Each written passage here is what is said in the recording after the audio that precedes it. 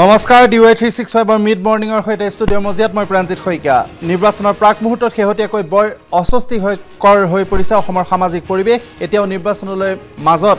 দুটা মাহ বাকী আছে পৰিৱেশ হয়তো আৰু বেছি অস্বস্তিকৰ হৈ পৰিব শেহতীয়াকৈ ভোটৰ আশাত একাংশ ৰাজনৈতিক নেতাই ৰাজনীতিলৈ আজৰি আনিছে আমাৰ গুৰুজনাক তেওঁলোকৰ ধৃষ্টতা ইমানেই চৰিছে যে গুৰুজনাৰ জন্মস্থানত তেওঁলোকে শ্ৰী শংকৰদেৱ জিন্দাবাদ ধ্বনি দিবলৈ আৰম্ভ কৰিছে এজনে মহাদেৱ শংকৰদেৱ সাহাব বুলি কৈছে তাৰ পূৰ্বে বিজেপিৰ নেতাই গুৰুজনাক বাবা শংকৰদেৱজী বুলি সম্বোধন কৰি জয়ধ্বনি দিছিল গুৰুজনাৰ বৰগীতক লৈ একাংশই শেহতীয়াকৈ ৰাজনীতিৰ মঞ্চত ধেমালি কৰিব পৰা হৈছে কোনোবাই শংকৰদেৱ বিদ্যা নিকেতন বন্ধ কৰি দিম বুলি ক'ব পৰা হৈছে আচলতে ৰাজনৈতিক নেতাবোৰৰ হৈছে কি তেওঁলোকে যে এই অভদ গুৰে নাচিবলৈ ধৰিছে সেই কাৰ্য আমি কিমান দিনলৈ চাই থাকিম সহ্য কৰি থাকিম এই বিষয়ে আমি মিড মৰ্নিংত আলোচনা কৰিম আমাৰ সৈতে আছে BJP media panellist Rituparna Tamuli Phukan আমাৰ সৈতে আছে বৰ্ণালী ফুকন তেওঁ প্ৰদেশ কংগ্ৰেছৰ প্ৰতিনিধি দিৱস ফুকন ডাঙৰীয়া আছে ৰাইজৰ দলৰ প্ৰতিনিধি বিশ্বজিৎ নাথ কেই মুহূৰ্তমানৰ পিছতে আমাৰ এই অনুষ্ঠানত আহি উপস্থিত হ'ব তেওঁ লেখক সাংবাদিক মই প্ৰথমতে অতি সম্প্ৰতি ৰাইজৰ দলৰ এজন নেতাই দিয়া এটা মন্তব্য দৰ্শকক দেখুৱাব বিচাৰিছোঁ শংকৰদেৱ বিদ্যা শিশু নিকেতন আছে অসমত প্ৰতিখন শংকৰদেৱ বিদ্যা শিশু নিকেতনে হৈছে RSSৰ দ্বাৰা লালিত পালিত কিন্তু আপোনালোকে মন কৰিব কোনো এখন স্কুলত কোনো এখন শংকৰদেৱ বিদ্যা নিকেতনত কিন্তু শংকৰদেৱৰ এখন ফটো নাই তেওঁলোকে আমাৰ আবেগক লৈ আমাৰ গুৰুজনাক লৈ তেওঁলোকে ইয়াত বেপাৰ কৰিছে 2021ত ৰাইজৰ দলৰ চৰকাৰ অহাৰ পাছতে সৰ্বপ্ৰথমে আমাৰ কাম হ'ব অসমৰ প্ৰতিটো টুলগেট আমি জনসাধাৰণৰ লগত লৈ ভাঙি দিম তাৰ পাছতে আমাৰ মই প্ৰথমতে দিৱস ফুকন ডাঙৰীয়া আপোনাৰ ওচৰলৈ আহিছোঁ আপোনাৰ দলে ইতিমধ্যেই এই বিশেষ ব্যক্তিজনক এই ধৃষ্টতা প্ৰদৰ্শন কৰা ব্যক্তিজনক নিলম্বিত কৰিছে কথা হৈছে শংকৰদেৱ শিশু নিকেতনৰ প্ৰতিষ্ঠাৰ সৈতে বা পৰিচালনাৰ সৈতে কোনসকল লোক জড়িত তেওঁলোক সমালোচনাৰ ঊৰ্ধত হয়নে নহয় সেইটো এটা সুকীয়া প্ৰসংগ কিন্তু এই ধৰণে মানুহে ল'বলৈ কিয় সাহস কৰিছে প্ৰথম কথাটো হৈছে এই মন্তব্য আগবঢ়োৱা নগাঁও জিলাৰ সম্পাদক প্ৰকাশ বৰুৱাক আমি তৎকালীনভাৱে নিলম্বিত কৰিছোঁ আৰু এটা কথা স্পষ্ট কৰি দিওঁ যে ৰাইজৰ দল কেতিয়াও কোনো ধৰণৰ ধৰ্মীয় অনুভূতিক সামাজিক অনুভূতিক আঘাত কৰিব পৰা কোনো ধৰণৰ মন্তব্য আমি সহ্য নকৰোঁ এই ক্ষেত্ৰত আমাৰ সহনশীলতা হৈছে শূন্য সহনশীলতাৰ নীতি আমি গ্ৰহণ কৰিছোঁ গতিকে তৎকালীনভাৱেই আমি তেখেতক দলৰ বিষয়বাবৰ পৰা আমি নিলম্বিত কৰিছোঁ দ্বিতীয় কথাটো হ'ল যে যদি কোনোবাই মই দল মত নিৰ্বিশেষে কৈছোঁ যদি কোনোবাই কোনো সংগঠনে কোনো দলে যদি ভাল কাম কৰে সেই ভাল কামক আমি প্ৰশংসা কৰিম আৰু আমি লক্ষ্য কৰি আহিছোঁ যে শংকৰদেৱ শিশু বিদ্যা নিকেতনত যোৱা বহু বছৰৰ পৰা ভাল কাম হৈ আছে তেওঁলোকৰ বিদ্যালয়সমূহে হাইস্কুল শিক্ষান্ত পৰীক্ষাত ভাল ফলাফল প্ৰদৰ্শন কৰি আহিছে আৰু আমি আটাইতকৈ গুৰুত্ব দিওঁ এটা কথাত যে যিকোনো বিদ্যালয় যিয়ে সেইখন বিদ্যালয় স্থাপন নকৰক সেয়া হৈছে জ্ঞানৰ মন্দিৰ গতিকে জ্ঞানৰ মন্দিৰৰ যিটো পৰিৱেশ বিনষ্ট কৰিব খুজিছে যিয়ে নহওক সি আমাৰ দলৰে হওক বা আন দলৰে হওক আমি একমুখে গৰিহণা দিম আৰু অসমত যিটো আমাৰ অসমীয়া বা অসমবাসীৰ যিটো পৰম্পৰা সহিষ্ণুতাৰ পৰম্পৰা সেই সহিষ্ণুতাৰ পৰম্পৰাটো আমি সদায় বৰ্তাই ৰাখিম কিন্তু তাৰ লগে লগে আমি এইটো স্পষ্ট কৰি দিব খোজোঁ যে কোনো ধৰণৰ ধৰ্মীয় মেৰুকৰণৰ ৰাজনীতিক আমি অসমত কেতিয়াও প্ৰশ্ৰয় নিদিওঁ হয় মই তামুলী ফুকন আপোনাৰ ওচৰলৈ আহিছোঁ এই যিটো প্ৰসংগ ইতিমধ্যেই দলটোৱে তেওঁক নিলম্বিত কৰিছে এইটো এটা বিক্ষিপ্ত ঘটনা বুলিয়ে তেওঁলোকে ক'ব বিচাৰিছে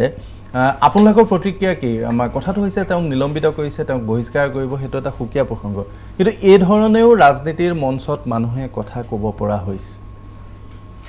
নহয় এইখিনি স্পষ্টভাৱে অসমবাসীয়ে দেখিবলৈ পাইছে যে আজিৰ তাৰিখত কংগ্ৰেছ আৰু AIDFৰ লগতে ৰাইজৰ দলৰ কোনো যে পাৰ্থক্য নাই সেইখিনি স্পষ্টভাৱে দেখিবলৈ পাইছে অসমীয়া জাতিয়ে বিগত কা আন্দোলনৰ সময়ত যেতিয়া আপোনালোকে সবেই জ্ঞাত যে কা আন্দোলনৰ সময়ত আজি যিসমূহ ৰাইজৰ দল বা জাতীয় দলসমূহ গঠন হৈছে তেওঁলোকে গৈ পেলাই কংগ্ৰেছ দলৰ সভাপতি ৰাহুল গান্ধীক গৈ পেলাই লগ ধৰি আহিছিলে তাৰ পিছত ফলশ্ৰুতিত ৰাইজৰ দল জন্ম হ'ল ফলশ্ৰুতিত অসম জাতীয় পৰিষদৰ জন্ম হ'ল ফলশ্ৰুতিত আৰু অন্যান্য বিভিন্ন জাতীয় দল নাম লৈ পেলাই বিভিন্ন ৰাজনৈতিক দলৰ গঠন হ'ল কিন্তু এটা বস্তু লক্ষণীয় যে প্ৰত্যেকৰে যি মতাদৰ্শ যি তেওঁলোকৰ নীতি আৰু আদৰ্শ সেই গোটেইখিনি কিন্তু কংগ্ৰেছ দল আৰু AIDF দলৰ লগত মিলে তেওঁলোকৰ বিভিন্ন সময়ত তেওঁলোকৰ যি বক্তব্য সেই বক্তব্যত প্ৰকাশিত হয় আজি আপুনি বিগত সময়ছোৱাত যি ৰাজনৈতিক এই দৃশ্যপটৰ সূচনা হৈছে এই দৃশ্যপটৰ সূচনা এটা বস্তুৱে প্ৰমাণিত কৰে যে ৰাইজৰ দলৰ লগতে অন্যান্য যিসমূহ কংগ্ৰেছ আৰু অন্যান্য যিসমূহ দল আছে ৰাজনৈতিক দল এই দলসমূহৰ কেৱল এটাই যি লক্ষ্য সেই লক্ষ্যটো হ'ল আজমলক কেনেধৰণে মুখ্যমন্ত্ৰী পাতি অসমখনক পুনৰ সাৰখাৰ কৰা তাৰ সৈতে মই প্ৰথমতে এটা কথা কৈ ল'ব খুজিছোঁ তামুলী ফুকন ডাঙৰীয়াৰ আচলতে ৰাজনৈতিক পৰিপক্কতাৰ অভাৱ সেইকাৰণে তেখেতে বুজা নাই আৰু সেইকাৰণে ৰাইজৰ দল AIDF তেওঁ একাকাৰ কৰি পেলাইছে আপুনি আচলতে গোটেই পৰিস্থিতিটো ভালকে অৱধাৱন কাৰণ আপুনি বুজিয়ে পোৱা নাই সেইকাৰণে আপুনি একাকাৰ কৰিছে ৰাইজৰ প্ৰথম কথাটো কৈছো যে ৰাহুল গান্ধীৰ ৰাইজৰ প্ৰথম কথাটো আপুনি পটভূমিটো চাই লওক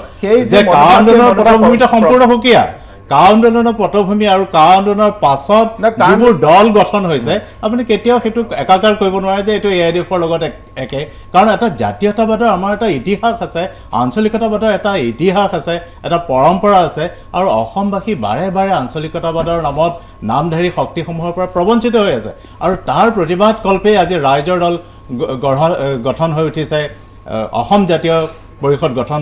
গঢ়ি উঠিছে এইবোৰ হৈছে আঞ্চলিকতাবাদীৰ এক নতুন শক্তি কিন্তু এই শক্তিৰ সৈতে আপুনি কেতিয়াও কংগ্ৰেছ বা AIDFক মূল প্ৰসংগটোৰ পৰা আঁতৰি নাযাওঁ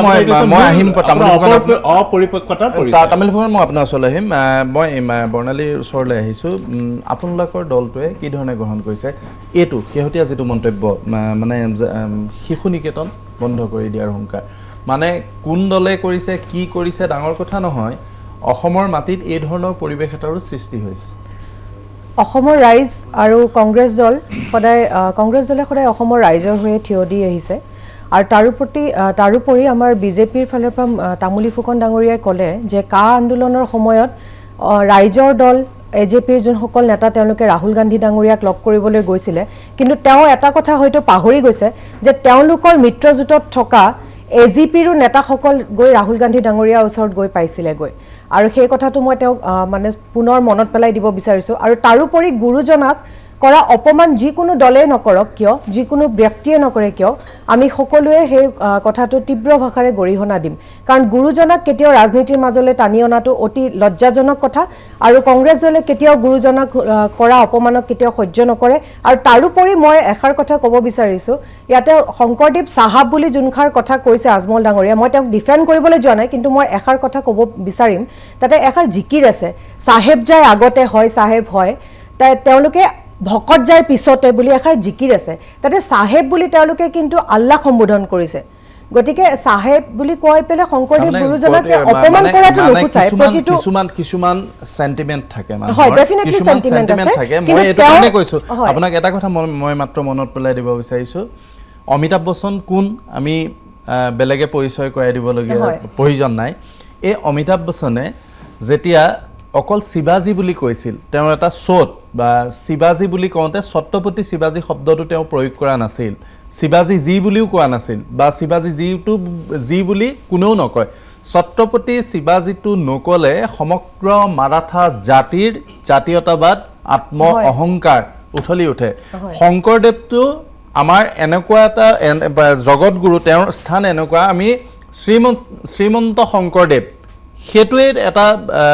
বিশেষণ সেইটোৱে তেওঁৰ নাম তাৰ ওপৰত আন কোনো ধৰণে আমি গ্ৰহণ কৰিব নোৱাৰো বিশ্বজিৎ নাথ ডাঙৰীয়া মই আপোনাৰ তাৰোপৰি মই আৰু এষাৰ কথা কৈ ল'ব বিচাৰিম আজি যে বিজেপি দলটোৱে ইমান চিঞৰ বাখৰ কৰিছে গুৰুজনাক কৰা অপমান বুলি কৈ পেলে কিন্তু তাৰোপৰি আমাৰ জাতীয় নায়কগৰাকী যেতিয়া প্ৰেজেণ্ট আছিলে গুৱাহাটী ইউনিভাৰ্চিটি এটা প্ৰগ্ৰেমত RSSৰ এগৰাকী নেতা কৃষ্ণ গোপাল ডাঙৰীয়া তেখেতে শংকৰদেৱ আৰু ভূপেন হাজৰিকা দেৱক লৈ পেলাই যথেষ্ট কটু মন্তব্য কৰি থৈ গৈছে যে শংকৰদেৱ ডাঙৰীয়াই অসমৰ কাৰণে একো কৰা নাই তেখেতে লিখা গীতবোৰক তেওঁ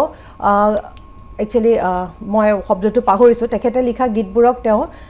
বেলেগ এটা গীত বুলিহে কৈছে যে বৰগীত বা ধৰ্মীয় গীত তেনেকুৱা ধৰণৰ একো উল্লেখ কৰা নাছিলে গতিকে তেতিয়া কিন্তু আমাৰ জাতীয় নায়ক অসমৰ মুখ্যমন্ত্ৰীগৰাকী সৰ্বানন্দ সোণোৱাল ডাঙৰীয়া সেই ষ্টেজতে প্ৰেজেণ্ট আছিলে তেতিয়া কিন্তু তেওঁলোকৰ সেই অসমীয়া জাতিৰ চেণ্টিমেণ্ট গুৰুজনাৰ প্ৰতি চেণ্টিমেণ্ট তেতিয়া সুপ্ত হৈ আছে আৰু তাৰোপৰি আমাৰ এতিয়া বৰ্তমান সময়ত বিভিন্ন ধৰণৰ সমস্যাবোৰ আছে সেই সমস্যাবোৰৰ ফালৰি কাটি পেলাই এতিয়া মূল কথাটো ফুকন আপুনি এই মুহূৰ্তলৈহে আহিছে আমি এনেকুৱা এটা পৰিৱেশত এতিয়া গৈ উপনীত হৈছোঁ য'ত আমাৰ জাতীয় সমস্যাবিলাক গৌণ আমাৰ দিনে ৰাতি আমি ভুগি থকা সমস্যাবিলাক গৌণ আমি কিছুমান ভেগ ইছ্যুক লৈ অতি সংকীৰ্ণ পৰিসৰত গৈ আমি ৰাজনীতি কৰিবলৈ আহিছোঁ আৰু আমি ক্ষমতা দখলৰ ৰাজনীতি আৰম্ভ কৰিছোঁ মই বিশ্বজিৎ নাথ ডাঙৰীয়া আপোনাৰ ওচৰলৈ আহিছোঁ শংকৰদেৱ শিশু নিকেতন বন্ধ কৰি দিয়াৰ যিটো হুংকাৰ ইতিমধ্যেই যিজন নেতাই কৰিছিল তেওঁক দলে নিলম্বিত কৰিছে এটা সুকীয়া প্ৰসংগ কিন্তু এজন ৰাজনৈতিক নেতাই ৰাজনীতিৰ মঞ্চত এই ধৰণৰ মন্তব্য কৰিব পৰা হৈছে কি ক'ব প্ৰথম কথা হ'ল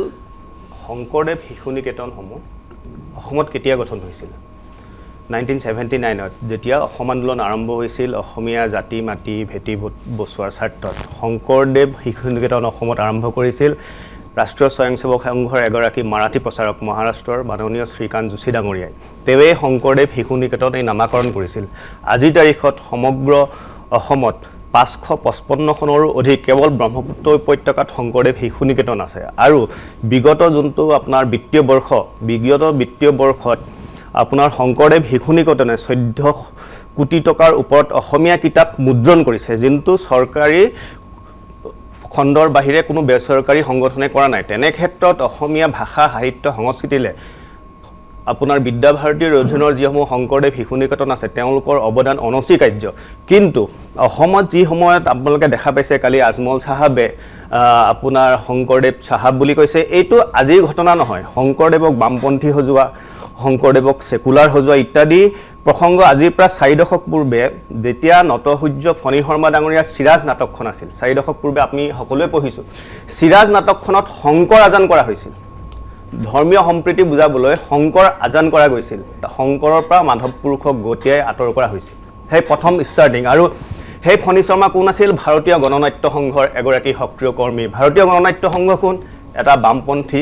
সাংস্কৃতিক সংগঠন তেতিয়াৰ পৰাই আৰম্ভ কৰি শংকৰদেৱক বামপন্থী শংকৰদেৱক সেকুলাৰ পৰৱৰ্তী সময়ত শংকৰদেৱ গুৰুজনাৰ পৰা মাধৱ পুৰুষক আঁতৰোৱাৰ যোনটো প্ৰক্ৰিয়া সেই প্ৰক্ৰিয়া বৰ্তমানে অব্যাহত আছে শেহতীয়াকৈ আমি লক্ষ্য কৰিছোঁ যে শংকৰদেৱ গুৰুজনা সম্পৰ্কত যথেষ্ট চিন্তা চৰ্চা কৰে লিখা মেলা কৰে এগৰাকী ব্যক্তি ইছমাইল হুছেইন ডাঙৰীয়াই শংকৰদেৱক বামপন্থী বুলি উল্লেখ কৰিছে কিন্তু অসমৰ বৃহত্তৰ শংকৰদেৱৰ অনুগামী সমাজে কিন্তু প্ৰতিবাদ নকৰিলে কিন্তু আমি স্পষ্ট ৰূপত প্ৰতিবাদ কৰিছোঁ আজি বামপন্থী কোন কমিউনিষ্ট কোন মাৰ্ক্স লেনিনৰ চিন্তাধাৰা হেতু ৰাজনৈতিক দৰ্শনৰ প্ৰসংগটো সুকীয়া মই বিষয়টোলৈ আকৌ আহিম ৰাজনৈতিক দৰ্শনৰ প্ৰসংগটো সুকীয়া মই শংকৰদেৱৰ যিটো আমাৰ সমাজ জীৱনত প্ৰভাৱ তেওঁৰ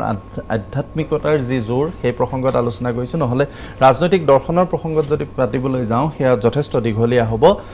মই এইখিনিতে এটা মিড মৰ্ণিঙত বিৰতি লৈ ল'ব খুজিছোঁ বিৰতিৰ পিছত পুনৰ বিষয়টো আলোচনা কৰিম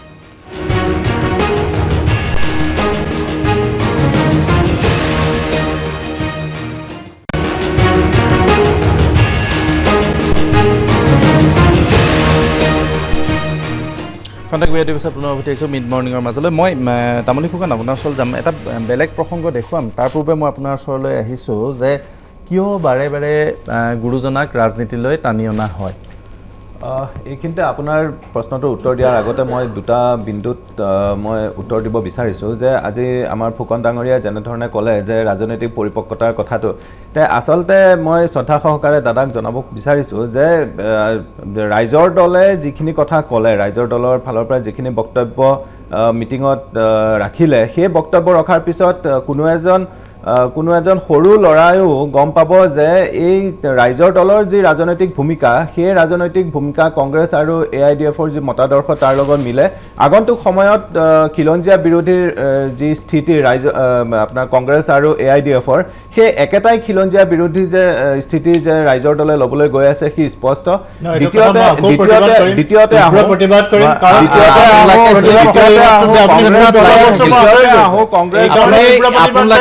প্ৰসংগ গৈ থাকিলে আমাৰ যি মূল ভূমিপুত্ৰৰ বাবে গঠিত আপুনি মোৰ প্ৰসংগটোত উত্তৰ দিয়ক হ'ব নোৱাৰে মোৰ প্ৰসংগটোত ৰাজনৈতিক পৰিপক্কতা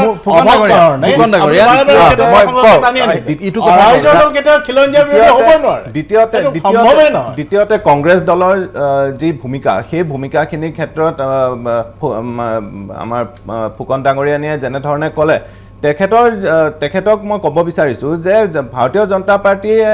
প্ৰতিটো জাতি জনগোষ্ঠীক হাতে হাত ধৰি পাহাৰ ভৈয়াম আপোনাৰ বৰাক ব্ৰহ্মপুত্ৰ আটাইকে লগত লৈ সমিল মিলাই এখন সমাজ গঢ়াৰ যি পদক্ষেপ হাতত লৈছে বিগত 5টা বছৰত সেই 5টা বছৰৰ যি পদক্ষেপসমূহ সেইখিনি ধূলিসাৎ কৰিব বিচাৰে আজমল কেন্দ্ৰিক ৰাজনীতিৰে আৰু আগন্তুক সময়ত আগন্তুক সময়ত আজমলৰ মুখ্যমন্ত্ৰী পাতি পেলাই এই যি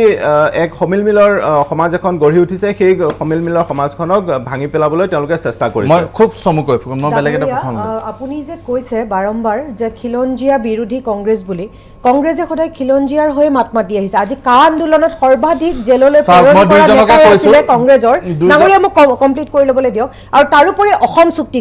চুক্তিখন স্বাক্ষৰ হৈছিলে অসম চুক্তিখন সকলো আমাৰ কাষ্ট সকলো কমিউনিটি মিলি পেলাই অসম চুক্তিখনক এগ্ৰি কৰি পেলাই অসম চুক্তিখন কৰা হৈছে আৰু তাৰোপৰি বিজেপিয়ে এটা সুকীয়া প্ৰসংগ মই দেখুৱাব বিচাৰিছো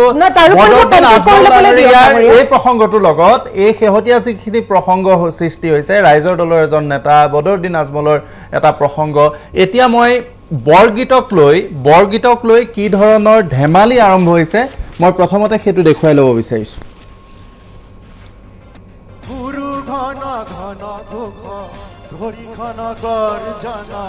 শ্ৰৱণে জনময়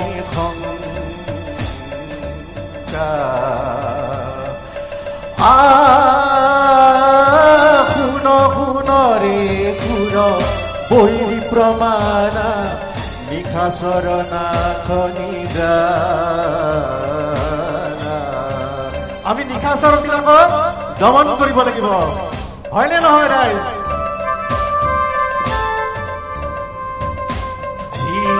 বীৰ সুৰ হে খৰ ৰাঘৱ ৰাৱণ তুৱা পৰিছম্পে গুৰু ঘন এয়া হ'ল বদৰুদ্দিন আজমল নেতৃত্বাধীন AIUDFৰ সৰুক্ষেত্ৰীৰ এখন ৰাজনৈতিক সভাত এজন লোকে বৰগীত পৰিৱেশন কৰিছে বৰগীত আজমলৰ দলে পৰিৱেশন কৰিব নোৱাৰে বুলি কোনো কথা নাই সকলোৰে সেইটো অধিকাৰ আছে কিন্তু দুটা অতি দৃষ্টিকটু কেইটামান ঘটনা ইয়াত ঘটিছে প্ৰথম কথা হৈছে বৰগীত মাৰ্গীয় সংগীত আৰু এই মাৰ্গীয় সংগীত পৰিৱেশন কৰাৰ কিছু নীতি নিয়ম আছে সাধাৰণতে বৰগীত পৰিৱেশন কৰোঁতে এজন লোকে বহি পৰিৱেশন কৰে আৰু মূল কথাটো হৈছে যে শাস্ত্ৰীয় সংগীত বহি পৰিৱেশন কৰে আৰু মাৰ্গীয় সংগীতক সদায় শাস্ত্ৰীয় সংগীতৰ ওপৰত বুলি ধৰা হয় তেনে ক্ষেত্ৰত মাৰ্গদৰ্শনৰ গীত ৰাজনৈতিক এখন সভাত পৰিৱেশন কৰা হৈছে তাকো থিয় হৈ পৰিৱেশন কৰা হৈছে আৰু এই অনুষ্ঠানটোৰ বাবে এটা গীত বাছি লোৱা হৈছে যি শুন বৰগীত যিটো শুন ৰে সুৰ এইটো প্ৰভাতী বৰগীত বা প্ৰভাত বন্দনাৰ গীত ইয়াত পৰিৱেশন কৰা হৈছে থিয় দুপৰীয়া গোটেই প্ৰসংগবিলাক অত্যন্ত দৃষ্টিকটু হৈছে তাৰ পিছৰ যিটো পৰিৱেশ মই আলোচনা কৰিবলৈ সুবিধা হ'ব ইয়াৰ পিছত কি হ'ল সেই সৰুক্ষেত্ৰী সভাখনত মই সেয়া দেখুৱাব বিচাৰিছোঁ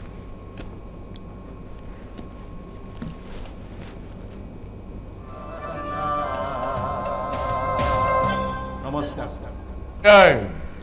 এয়াই শংকৰজনৰ বৰ অসমৰ সমন্বয়ৰ ভেটি আমাৰ নিপেন দাক লৈ মৌলানা বদৰুদ্দিন আজমল সাহেব এখন ফুলাম গামোচাৰে আমাৰ আজিৰ গায়কক এটা সম্বৰ্ধনা জনাইছে আপোনালোকে সকলে হাত চাপৰি দিব আমি আমাৰ সভ্যতা দেখুৱালো আমাৰ সভ্যতা গামোচা আমাৰ সভ্যতা শৰাই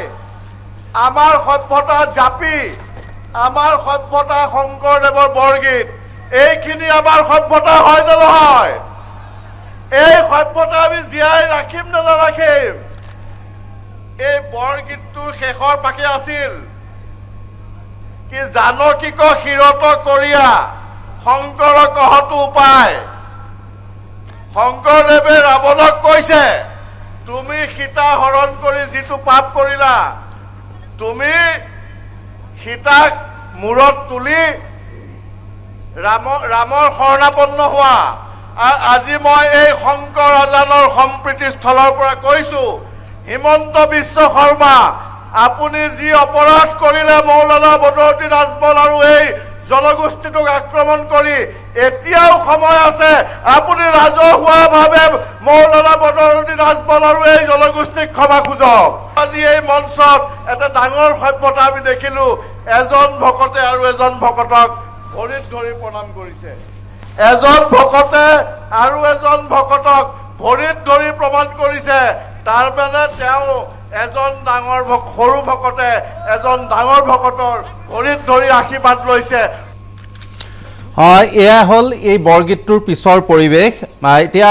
AIDFে আজমলক ডাঙৰ ভকত কৰি পেলাইছে মানে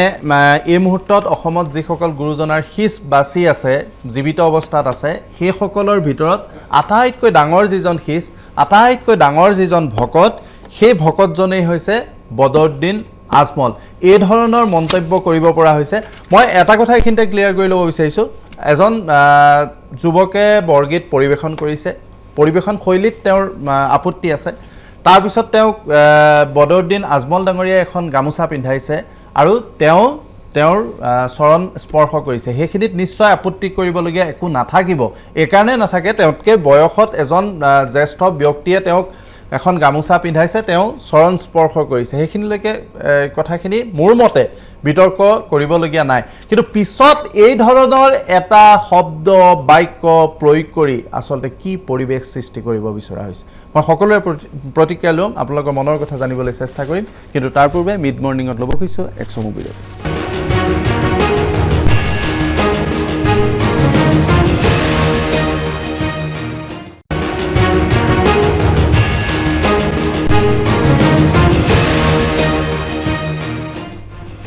মই পুনৰ মিড মৰ্ণিঙৰ মাজলৈ উভতি আহিছোঁ দিব ফুকন ডাঙৰ মই আপোনাৰ ওচৰলৈ আহিছোঁ এই যিটো ধৃষ্টতা বৰগীতক লৈ মানে যি পৰিৱেশনেই কওক তাৰ ব্যাখ্যা দিবলৈ যোৱাই কওক তাৰ পিছৰখিনিয়ে কওক মই কোন দলৰ প্ৰতিনিধি আপোনাক সেয়া বাদ দিছোঁ এজন অসমীয়া হিচাপে আপোনাৰ কি অনুভৱ হৈছে মই কিন্তু এটা কথা ক'ম যে এই যিখিনি কৰিছোঁ মোৰ কোনো ধৰণৰ ৰাজনীতিৰ কাৰো পক্ষ লোৱা সেইবিলাকৰ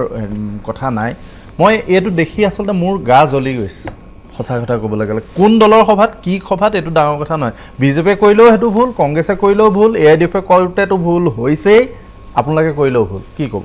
না সঁচা কথা এই গোটেই কথাটোৱে এজন অসমীয়া হিচাপে মহাপুৰুষ শ্ৰীমন্ত শংকৰদেৱৰ অনুগামী হিচাপে মোৰ মনত আৰু আমাৰ মনত যথেষ্ট আঘাত দিছে ই অত্যন্ত দৃষ্টিকটুৱেই নহয় মই ভাবোঁ ইয়াৰ আঁৰতো এটা ৰাজনীতি সোমাই আছে সেই ৰাজনীতিটো কেনেকুৱা ধৰণৰ ৰাজনীতিটো হৈছে আপোনালোকে সম্প্ৰচাৰ কৰিছে যে বটদ্ৰৱৰ সভাত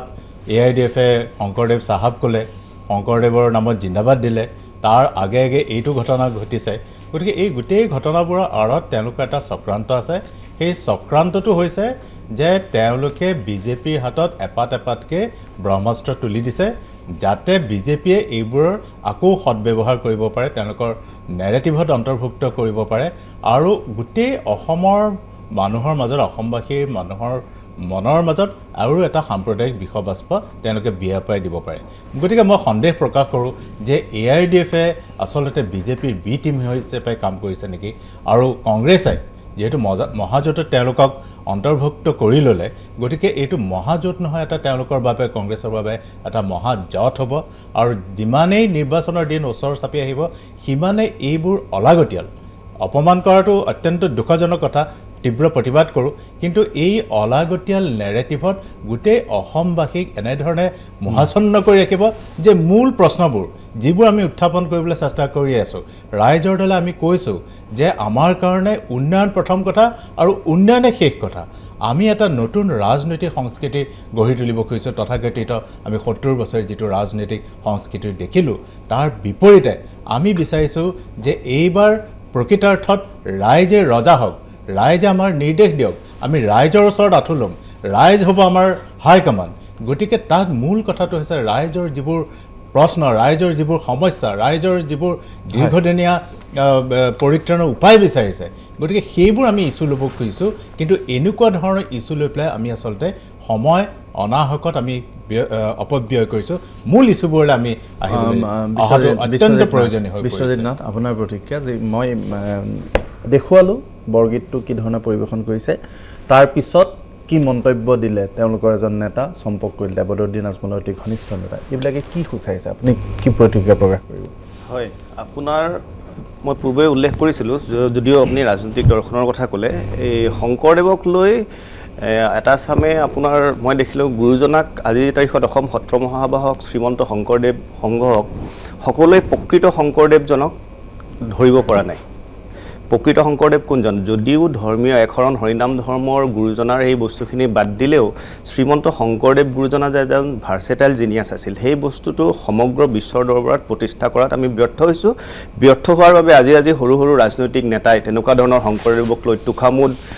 তুচ্ছ তাচ্ছিল্য বাক্য কৰিব পৰা হ'ল সেইবাবে প্ৰকৃত গুৰুজনাক আমি প্ৰতিজন অসমীয়াই বিচাৰি উলিয়াব লাগিব তেতিয়াহ'লেহে কোনো ৰাজনৈতিক দলে গুৰুজনাক লৈ পেলাই কোনো ধৰণৰ ৰাজনীতি কৰিব নোৱাৰিব আজি এই কথাটো পশ্চিমবংগত ৰামকৃষ্ণ পৰমহংসদেৱ বা বিবেকানন্দৰ বিৰুদ্ধে কোনোবাই ক'বলৈ সাহস কৰিলেহেঁতেন নেকি নিশ্চিতভাৱে নোৱাৰিলেহেঁতেন কিন্তু আমি শংকৰদেৱ গুৰুজনাই কোনোবাই হাতখন লৈছোঁ কোনোবাই মূৰটো লৈছোঁ কিন্তু প্ৰকৃত গুৰুজনাক সমগ্ৰ গুৰুজনাক আমি কোনেও ধৰিব পৰা নাই যিহেতু শংকৰদেৱ গুৰুজনা ইটালীৰ লিওনাৰ্ডো দা ভিঞ্চিতকৈ অধিক এজন বহুমুখী প্ৰতিভাধৰ যাক ভাৰ্চেটাইল জিনিয়াছ বুলি আমি ক'ব পাৰোঁ তেনেকুৱা এজন ব্যক্তিক আমি প্ৰকৃততে অসমীয়াই চিনি পাবলৈ সক্ষম হোৱা নাই যোনদিনাখনেই প্ৰকৃতভাৱে গুৰুজনাক আমি চিনি পাবলৈ সক্ষম হ'ম তেতিয়াই আমাৰ মাজত এই সৰু সুৰা ৰাজনৈতিক দল সৰু সুৰা ৰাজনৈতিক নেতাই শংকৰদেৱ গুৰুজনাক লৈ এনেকুৱা তুচ্ছ তাচ্ছিল্য বা কথা তেনেকুৱা ধৰণৰ ক'ব নোৱাৰিব বুলি মই বিশ্বাস কৰোঁ বৰ্ণালী ফুকন প্ৰতিক্ৰিয়া এই ধৰণৰ যিটো পৰিৱেশ সৃষ্টি কৰিছে AIUDF-এ যোনটো ভিডিঅ' আমি এতিয়া দেখা পালোঁ খুব মৰ্মাহত হৈছোঁ অসমীয়া হিচাপে আৰু গুৰুজনাক প্ৰতিবাৰতে ৰাজনৈতিক পথাৰখনত বহুত বেয়াকৈ অপমান কৰি থকা হৈছে যিটো অসমীয়াখিনি আমি বহুত ভালকৈ মাত মাতিবও পৰা নাই অপ'জ কৰিব পৰা নাই কিয় কৰিব পৰা নাই সেইটো সকলোৱে নিজৰ নিজৰ ৰাজনৈতিক চক্ৰবেহুৰ মাজত সোমাই গৈছে এতিয়া যোনে নহওক মহাজোঁটতে আছে বা বেলেগ কিবা কোনোবা দলে হওক বা মোৰ নিজৰ দলৰ কোনোবা মোৰ শীৰ্ষ নেতৃত্বও যদি গুৰুজনাক অপমান কৰে মই সেইটোত নিজাববীয়াকৈ মই কেতিয়াও সেইটো মই মানি ল'ব নোৱাৰোঁ অসমীয়া হিচাপে আৰু তাৰোপৰি বৰ্তমান এতিয়া সময় এইটো হৈছে যে অসমত হ'বলগীয়া বা কৰিবলগীয়া বহুতখিনি আছে অসমখন সমস্যাৰে জৰ্জৰিত এখন দেশলৈ পৰিণত হৈছে অসমত একো নাইকিয়া হৈ গৈছে মিছা প্ৰমিছৰ ওপৰত মিছা প্ৰমিছ সদায় দি গৈ আছে অসমক এইটো কৰিম অসমক সেইটো কৰিম কিন্তু তাৰোপৰি অসমক একো কৰি দিয়া নাই কিন্তু গতিকে সেই কুৱেশ্যনবিলাকৰ পৰা ৰাইজক কেনেকৈ ডাইভাৰ্ট কৰিব পাৰি সেই ডাইভাৰ্ট কৰিবৰ কাৰণে এনেকুৱা এটা টপিক দি দিয়া হৈছে য'ত নেকি আমি মানুহবোৰ এনেও ধৰ্মীয়ভাৱে অসমীয়া মানুহবোৰ বহুত আৱেগিক য'ত নেকি এনেকুৱা শংকৰদেৱ আমাৰ কাৰণে আৱেগ শংকৰদেৱ এটা আমাৰ কাৰণে আৱেগ আমাৰ গুৰুজনা সেই আৱেগ সৃষ্টি কৰি পেলাই মূল বিষয়বস্তুসমূহৰ পৰা ফালৰি কটাই পেলাই এটা বেলেগ সুকীয়া ৰাজনৈতিক পৰিৱেশ এটা সূচনা কৰিবৰ কাৰণে এনেকুৱা ধৰণৰ কিছুমান মন্তব্য একচুৱেলি ক্ৰিয়েট কৰা হৈছে মূল বিষয়বস্তুসমূহৰ পৰা আঁতৰাই পেলাই মই তামুলী ফুকন আচলতে এনেকুৱা হৈছে যে কংগ্ৰেছ দলৰ মুখপাত্ৰগৰাকীয়ে যেনেধৰণে কৈছে ইয়াৰ পৰা এটা বস্তু স্পষ্ট হৈছে যে কংগ্ৰেছ দলত যিসমূহ অসমীয়া আছে তেওঁলোকৰ গা নজ্বলে যেতিয়া আৰবিত যেতিয়া বেনাৰ লগোৱা হয় তেতিয়াও গা নজ্বলে শংকৰদেৱত যেতিয়া মহাদেৱ শংকৰদেৱ চাহাব বুলি যেতিয়া কয় তেতিয়াও তেওঁলোকৰ গা নজ্বলে আজিৰ তাৰিখতো তেওঁলোকে প্ৰতিবাদ কৰাটো দূৰৰ কথা তেওঁলোকে ইয়াত তেওঁলোকক উল্টা ডিফেণ্ড দিছে তেওঁলোকক ডিফেণ্ড দিছে ইয়াতকৈ আৰু দুখজনক ইয়াতকৈ আৰু গৰিহণাযোগ্য আৰু কি হ'ব পাৰে AIDF দলৰ যি যে তেওঁলোকে যেনেধৰণে শংকৰদেৱ বাবুক মন গৈছে তেনেধৰণে ব্যৱহাৰ কৰিছে আজি বৰগীতত যেনেধৰণে তেওঁলোকে অপমান কৰিব লাগে তেওঁলোকে কৰিছে শংকৰদেৱক যেনেধৰণে অপমান কৰিব লাগে তেনেধৰণে কৰিছে কিন্তু কংগ্ৰেছ দল নিমাত মই এটা বেলেগ ভিডিঅ' দেখুৱাই ল'ব বিচাৰিছোঁ মহেন্দ্ৰ সিঙৰ ভিডিঅ'টো মই এবাৰ দেখুৱাবলৈ অনুৰোধ কৰিছোঁ মহেন্দ্ৰ সিঙৰ ভিডিঅ'টো হয় বাবা শংকৰদেৱ बाबा श्रीमंत शंकर देव का भी जयकारा लगाइएगा बोले श्रीमंत शंकर देव की श्रीमंत शंकर देव की श्रीमंत शंकर देव की और सब लोग बाबा श्रीमंत शंकर देव का भी जयकारा लगाइएगा बोले श्रीमंत शंकर देव की श्रीमंत शंकर देव की श्रीमंत शंकर देव की তামুলী ফুকন এইটো ভাল হৈছিল নে বেয়া হৈছিল নহয় এইটো আচলতে এইটো ভাল হৈছিল বুলি ক'ব নোৱাৰি এটা সময়ৰ সেইটো সময়ত কাৰণ বাবা শংকৰদেৱ বুলি তেওঁ যেতিয়া কৈছিলে সেইটো সময়ত তেওঁ অসমৰ নহয় প্ৰথম কথা শিৱক আমি বাবা বুলি নহয়, মই কৈ নহয়, আছো। প্ৰথম কথা আজি মহেন্দ্ৰ সিং যে তেওঁ কিন্তু অসমৰ নহয় আৰু অসমৰ বুলি কৈ পেলাই যি জাতীয় এটা ধাৰণা এটা দিব খোজে আৰু অসমত শতিকা যি দীঘলীয়া সময় ধৰি বসবাস কৰি আছে আৰু অসমৰ ৰাজনৈতিক ক্ষেত্ৰখনত যি জড়িত তেওঁ যদি অপমান কৰে তাতকৈ আৰু লজ্জাজনক আৰু গৰিহণা তামুলী ফুকন চাওক গজল বুলি কয় মই উইথড্ৰ কৰিছো গজল নহয় ভজন বুলি কৈছিলে বৰগীতটো ভজন নেকি বৰগীত বুলি মই এই প্ৰসংগত মই আপোনাৰ ওচৰলৈ যেতিয়া যাম মই আপোনাৰ আপুনি চাওক যে শ্ৰীমন্ত শংকৰদেৱ আজি মহেন্দ্ৰ সিংজীয়ে যেনেধৰণে কৈছে শ্ৰীমন্ত শংকৰদেৱ জিন্দাবাদ আজি বাবা বুলি তেওঁ প্ৰথমতে কৈছে সেইটো এটা শ্লিপ অফ টাং হৈছে সেইটো এটা খুব এটা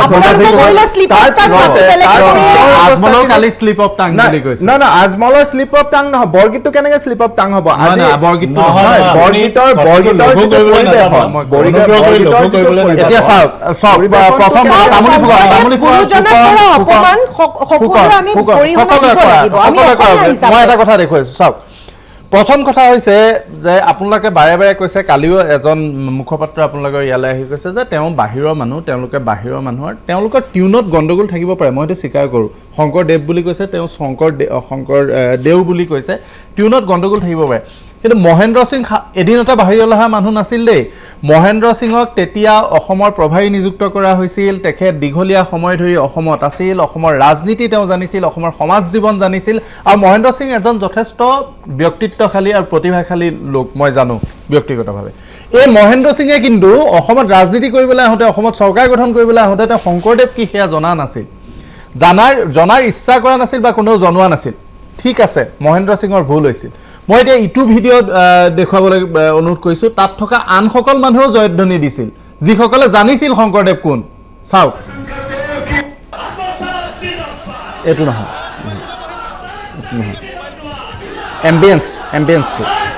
এম্বিয়েন্সটো নহয় এইটো নহয় এই এম্বিয়েন্স বাবা শংকৰদেৱ এম্বিয়েন্স বুলি এটা আছে মই সেইটো পেলাবলৈ নোৱাৰিম এইটো নহয় মই কিছু সময় পিছত সেইটো দেখুৱাম মই এইটো নহয় এইটো মই বন্ধ কৰিবলৈ কৈছোঁ এইটো নহয় মই আপোনাক ইটো ইয়াৰ পিছৰ বিৰতিৰ পিছত মই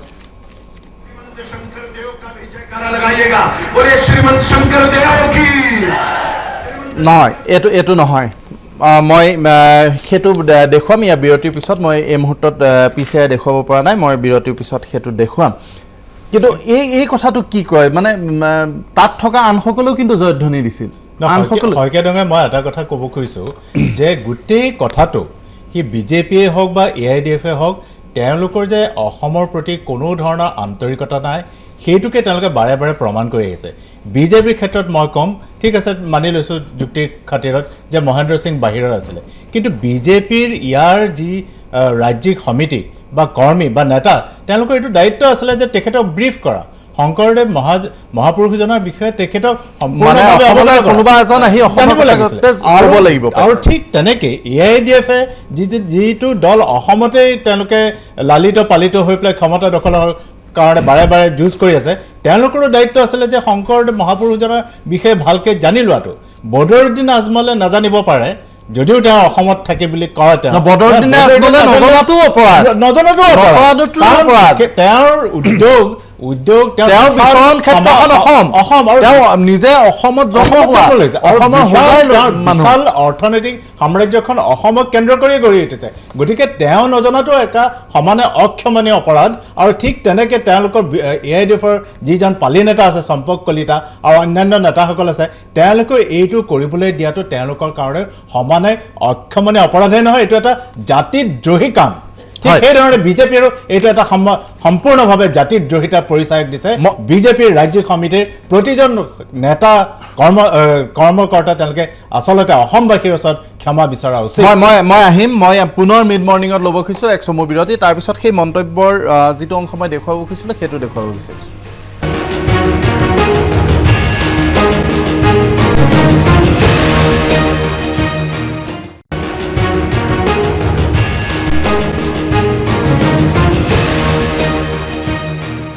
খন্তেক বিৰতিৰ পিছত পুনৰ উভতি আহিছোঁ মিড মৰ্ণিঙৰ মাজলৈ। মই তামুলী ফুকন আপোনাক এটা ভিডিঅ' দেখাম বুলি কৈছিলোঁ। মই ভিডিঅ'টো দেখুৱাব বিচাৰিছোঁ কি ধৰণে মহেন্দ্ৰ সিঙৰ সৈতে আমাৰো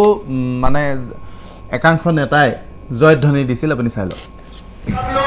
बाबा श्रीमंत शंकर देव का भी जयकारा लगाइएगा। बोले श्रीमंत शंकर देव की, श्रीमंत शंकर देव की। और सब लोग बाबा श्रीमंत शंकर देव का भी जयकारा लगाइएगा। बोले श्रीमंत शंकर देव की, श्रीमंत शंकर देव की। और सब लोग बाबा श्रीमंत शंकर মানে তাত তিনিজন মানুহ আছে, এজন ৰাও গজেন্দ্ৰ সিং তেওঁ বাহিৰৰ, বাকী দুজন অসমৰ। মানে টোটেল গোটেই ভিডিঅ'টোত 4জন মানুহ আছে। এজনে ধ্বনিটো দিছে, এজন ৰাও গজেন্দ্ৰ সিং তেওঁ বাহিৰত আছে, বাহিৰৰ, আৰু দুজন আমাৰ নিজৰে লখিমপুৰৰ। নহয় মানে বস্তুটো কেনেকুৱা হৈছে, সেইটো সময়ত আচলতে গোটেই মানুহখিনি বিৰাট আৱেগিক হৈ গৈছিলে আৰু সেই আৱেগৰ ফলশ্ৰুতিত এইখিনি হৈ গৈছিলে। আৰু যে সেই আমাৰ মহেন্দ্ৰ সিংজীয়ে সেইখিনি সময়ত 2016 চনত তেওঁ জাষ্ট আহিছিলেহে অসমলৈ। অহাৰ পিছতে তেওঁ প্ৰভাৰী হিচাপে দায়িত্ব লৈ অহাৰ পিছতে এই 2-3 দিনৰ ভিতৰতে মিটিংখন হৈছিলে আৰু মিটিংখনত শ্লিপ অফ টাং হৈ পেলাই সেইটো হৈছিলে। কিন্তু পিছৰ পৰ্যায়ত তেওঁ অধ্যয়ন কৰি লৈ পেলাই তাৰ পিছতে আমাৰ ভাৰতীয় জনতা পাৰ্টীৰ যি শ্ৰীমন্ত শংকৰদেৱৰ প্ৰতি আমাৰ যি দায়বদ্ধতা, আমাৰ যি আৱেগ, আমাৰ যি সন্মান, সেই সন্মানখিনি আমি বাৰে বাৰে প্ৰমাণিত কৰি গৈছোঁ আৰু আমাৰ বিগত আমাৰ 5 বছৰৰ যি কাম কাজ, সেই কাম কাজখিনিয়ে প্ৰমাণিত কৰিছে। আজি সত্ৰ মাটি বেদখল মুক্ত কৰাৰ পৰা আৰম্ভ কৰি পেলাই আমি বটদ্ৰৱা থানক যেনেধৰণে আমি গঢ়ি তুলিব বিচাৰিছোঁ স্বৰ্ণ মন্দিৰৰ নিচিনা ধৰণে, তেনেধৰণে আমাৰ যিটো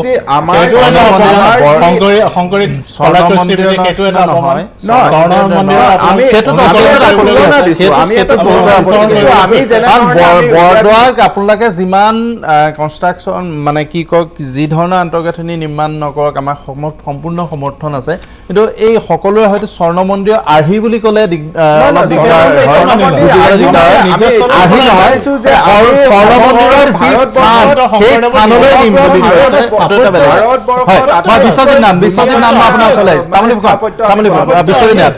এই যিটো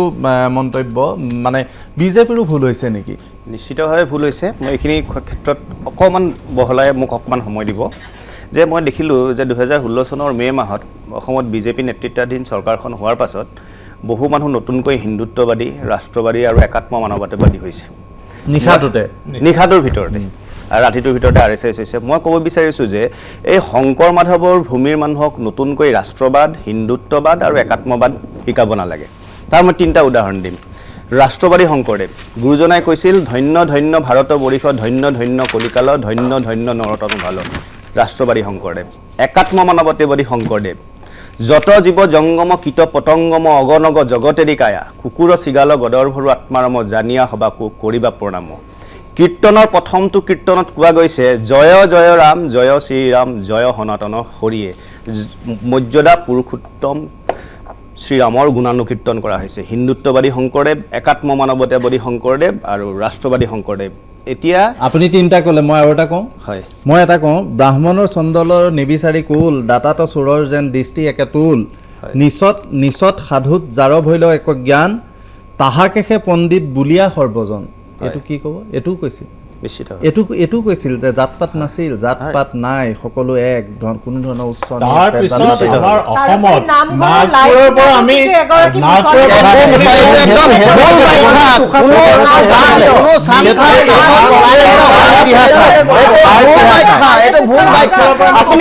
জানে নেকি?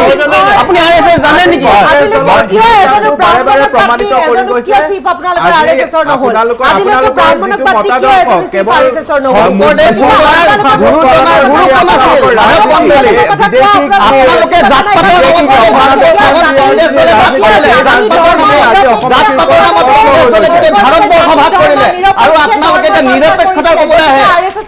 ইমাৰ্জেঞ্চি সময়ত আপোনালোকে সেকুলাৰিজম শব্দ ইনপুট কৰিছে ভাৰতৰ প্ৰস্তাৱনাত। মূল প্ৰসংগটো নহয়, এই ধৰণে হুলস্থুল কৰিলে পৰিৱেশটো মূল প্ৰসংগটো নহয়। কিন্তু আপুনি যিটো কথা কৈছে তাৰ ইতিহাসটো পাবলৈ নাই, তাৰ কোনো ইতিহাস নাই, আছে নে নাই, কৰিছিল নে নাই, মই সেইটো নকওঁ। কিন্তু সেইটো মানুহৰ একাংশ মানুহৰ মুখে মুখে চলি আছে, তাৰ কিন্তু লিখিত ইতিহাস নাই। কওক আৰু ৰাষ্ট্ৰীয়তাবাদৰ যিখিনি কথা কৈছিলে কিন্তু এই কথাটো মই কৈছো যে শংকৰদেৱে উচ্চ কোনো জাত পাতৰ কথা নাছিল কোনো ৰখাই নাছিল তেওঁ গুৰু এতিয়া মাধৱকন্দলী আহিছে আছিলে এতিয়া আহিছে হয় এতিয়াতো আপোনাৰ শংকৰদেৱ সংঘত ব্ৰইলাৰ খাব নিদিয়ে ব্ৰইলাৰ পুহিব নিদিয়ে তেনেকুৱা ধৰণৰ বিজেপিটো সেই ধৰণৰ আছে ডেফিনেটলি বিজেপিটো আহিছে নাই নাই নাই বিজেপি নাই বিজেপিটো আহিছে আপোনাৰ বিজেপি কথা আপোনালোকে মিয়া মিউজিয়ামৰ কথা কৰিছিলে মিয়া মিউজিয়ামৰ কথা কৰিছিলে বিজেপি এমএলএ তেওঁ পিছত কৰিছিলে সেইখন এছেম্বলি কমিটিত পাছ কৰিছিলে মিয়া মিউজিয়াম তাৰ পাছত মই বিজেপিত নহয় প্ৰতিবাদ কৰিছিলো যে আমি হিন্দুত্বৰ বাবে বিজেপি সমৰ্থন কৰা নাই মূল কথাখিনি নহয় মূল কথাটো হ'ল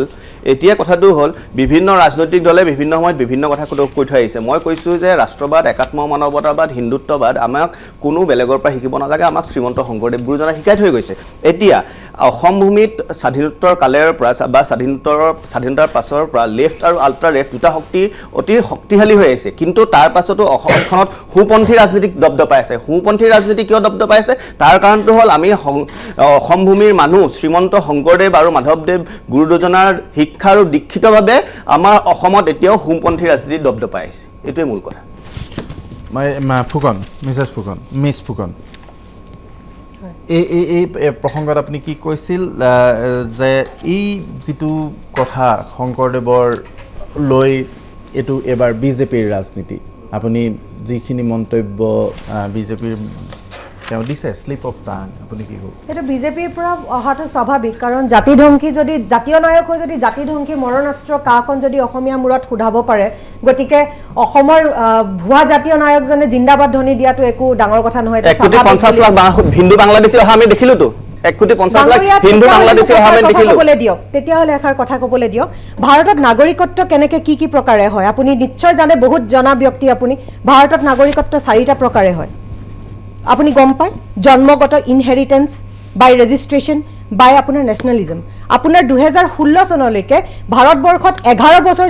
যোনজন ব্যক্তি আছে তেওঁহে ভাৰতৰ নেশ্যনেলিজমৰ কাৰণে আপোনাৰ এপ্লাই কৰিব পাৰিছিলে নাগৰিকত্বৰ কাৰণে কিন্তু 2016 পিছত এইটো 6 বছৰ কৰিলে কিন্তু বৰ্তমান এইটো 5 বছৰ কৰিলে আজি আপুনি কওক 2014 ৰ পৰা আজি ডেটলৈকে যদি কোনোবা আহিছে তেতিয়াহ'লে 5 বছৰৰ ভিতৰত নাগৰিকত্ব এপ্লাই কৰিব নোৱাৰিব পাৰিব না নৰবা না কৰি আমি কইলে বলে দিও তাৰোপৰি ডেফিনেটলি আজি 5 বছৰ যদি 14 চনত যদি আহিছে মই আপুনি দুটা কথা পাহৰিলে নহব এইখিনতে ফুকন দুটা কথা পাহৰিলে নহব যে বৰাকৰ এখন সভাত ভাষণ দি তেতিয়াৰ মুখ্যমন্ত্ৰী তৰুণ গগৈ ডাঙৰীয়াও এই কথাখিনি পোষকতা কৰিছিল নাম্বাৰ 1 নাম্বাৰ 2 হ'ল আপোনালোকে গোটেই অসমৰ ৰাইজক বুজাব বিচাৰিছে বা আপোনালোকে সেই ধৰণৰ প্ৰচাৰ চলাইছে কিন্তু কথাটো হৈছে যে সুস্মিতা দেৱক আপোনালোকে বুজাব নোৱাৰিলে তেখেতৰ সম্পূৰ্ণ ব্যক্তিগত কথা কংগ্ৰেছৰ ষ্টেণ্ডটো কা বিৰোধী কংগ্ৰেছে কা বিৰোধী ষ্টেণ্ডে লৈছে সুস্মিতা দেৱে তেওঁ ব্যক্তিগতভাৱে তেওঁ যি কৰিছে কংগ্ৰেছে হয় কিন্তু কংগ্ৰেছৰ অসম কংগ্ৰেছৰ ষ্টেণ্ড ক'ত অসম কংগ্ৰেছে কি কৰিছে আপুনি শেখাৰ কথা লৈ আহক অসম কংগ্ৰেছেতো কোনোদিনা কোৱা নাই যে আমি কা সাপোৰ্ট কৰিছো আজি সৰ্বাধিক কা আন্দোলন কৰি পেলাই জেললৈ প্ৰেৰণ কৰা যুৱক ক'ত আজি কংগ্ৰেছৰ পৰাই জেললৈ প্ৰেৰণ কৰিছে সৰ্বাধিক কা আন্দোলন কৰি পেলাই কৰা হোৱা নাই তেওঁলোকে শংকৰদেৱ কলাক্ষেত্ৰ ভাঙাৰ কাৰণে তেওঁলোকক জেললৈ পঠোৱা হৈছে যাৰ ফুটেজ আছে কোনো কংগ্ৰেছ দলৰ যি খিৰঞ্জীয়া বিৰোধী যি ভূমিকা সেই ভূমিকাখিনি আপুনি আজি এটা টকশ্ব'ত শেষ কৰি দিব নোৱাৰে আপুনি ডিফেণ্ড দিছে আজি ৰাইজৰ দলক আজি আপুনি আপোনালোকৰ কংগ্ৰেছ দলৰ যি ৰাজনৈতিক ভূমিকা কেৱল খিলঞ্জীয়া বিৰোধী আছিলে আৰু ৰহিঙীয়া মুছলমানৰ মোক এটা প্ৰশ্ন কৰিবলৈ অনুমতি দিয়ক যিহেতু ইয়াত চৰকাৰ পক্ষৰো মানুহ আছে আৰু চৰকাৰ চলাই অহা পক্ষৰো মানুহ আছে আজি গুৱাহাটীত এইটো সম্পূৰ্ণ বেলেগ প্ৰসংগ কিন্তু এইটো মই ভাবোঁ এটাতকৈ প্ৰয়োজনীয় প্ৰসংগ যে আজি গুৱাহাটীত পেট্ৰলৰ দাম হৈছে 89 টকা 77 পইচা ডিজেলৰ দাম হৈছে 84 টকা 12 পইচা গতিকে এই ধৰণৰ ইছ্যুবোৰত আপোনালোকে কি ক'ব চৰকাৰৰ পক্ষই কি ক'ব আপোনালোকে কি ধৰণে ৰাইজক সকাহ দিব এই যে মূল্য বৃদ্ধিৰ যিটো আপোনাৰ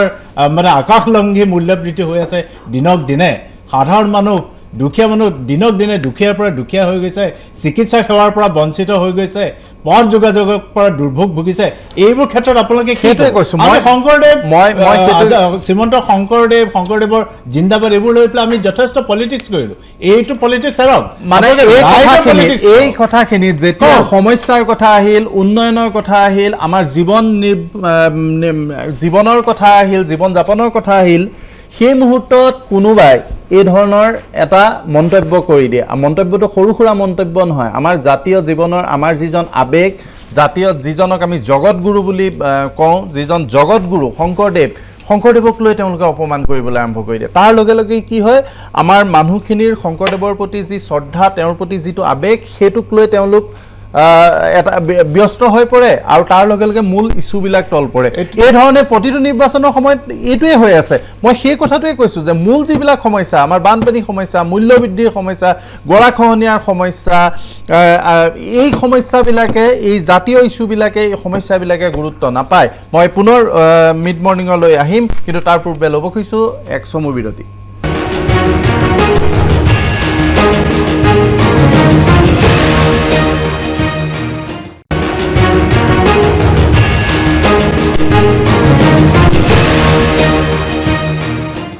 কণ্টেক্ট বিৰতিৰ পিছত পুনৰ উভতি আহিছোঁ মিড মৰ্ণিঙৰ মাজলৈ। মই বিশ্বজিৎ নাথ পুনৰ আপোনাৰ ওচৰলৈ আহিছোঁ। যিধৰণে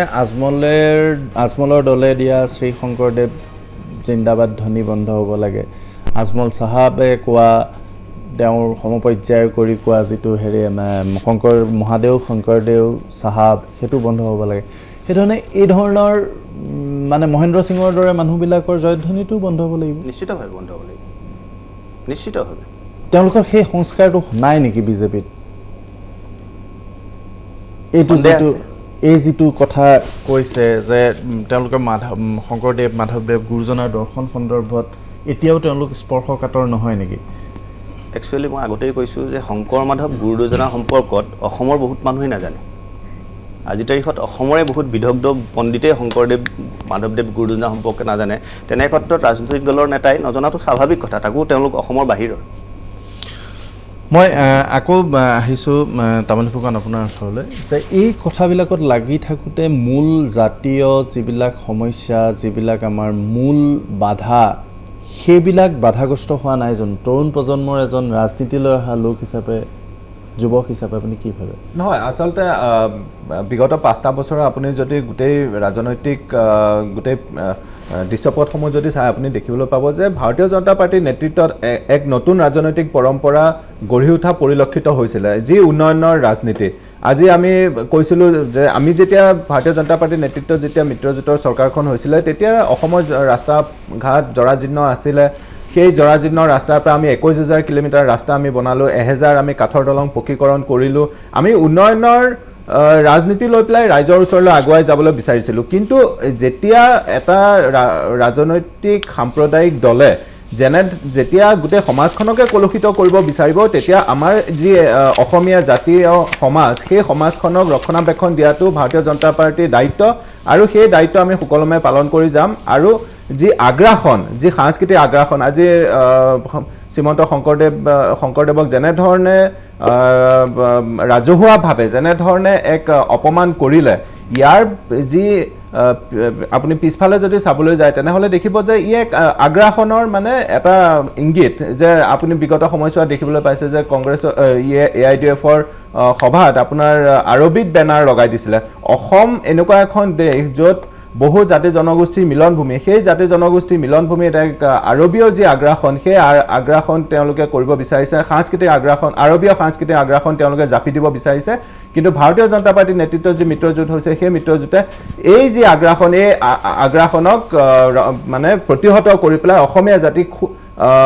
সুস্থিৰভাৱে যাতে আগুৱাই যাব পাৰে, এখন আত্মনিৰ্ভৰশীল অসম যাতে গঢ়ি উঠিব পাৰে, লগতে আত্মনিৰ্ভৰশীল ভাৰতৰ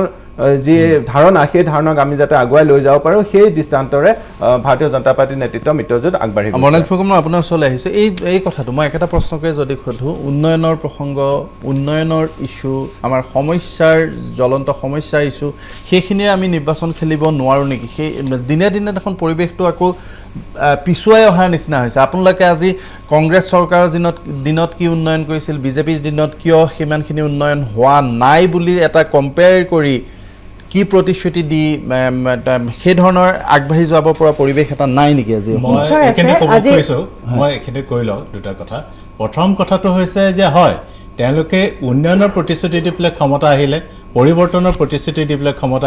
ক্ষমতালৈ আহিলে এতিয়া তেওঁলোকৰ যিটো ফোপলা স্বৰূপ সেইটো ওলাই পৰিলে তেওঁলোকৰ 2016 চনৰ যিখন ভিজন ডকুমেণ্ট আছিলে সেই ভিজন ডকুমেণ্ট